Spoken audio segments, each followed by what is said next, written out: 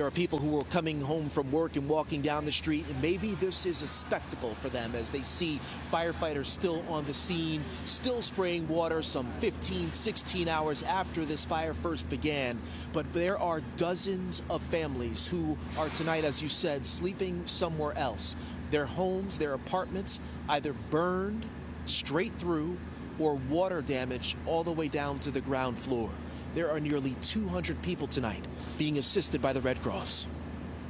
It was half full. Yuandi Dunkley and her daughter Karen standing Friday afternoon outside a Bronx elementary school, a temporary shelter, in their pajamas. They couldn't grab anything. It's what they were wearing when they fled their fourth-floor apartment overnight at 2910 Wallace Avenue in the Allerton section of the Bronx. Much of the top, 6th floor, consumed by flames in what ultimately grew into a fifth alarm fire.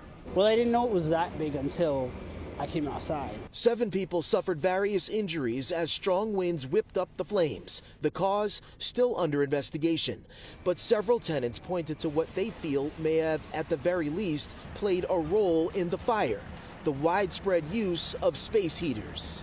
I heard earlier that it was the heaters. Was your heat working before the fire?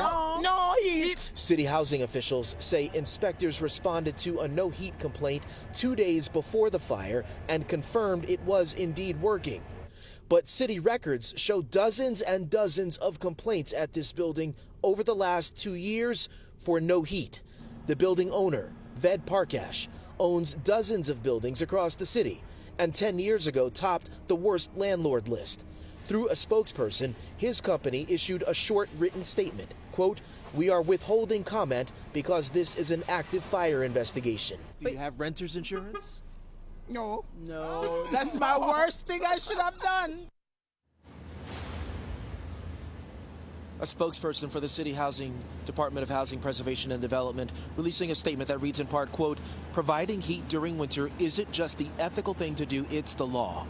If you need to use a space heater, whether you have adequate heat or not, please make sure you're following all safety guidelines." The agency going on to remind everyone that if they have a heat complaint, they're not able to get it resolved with their landlord, to make sure that they call 311. And of course, if you smell smoke or see fire, call 911 and then get out.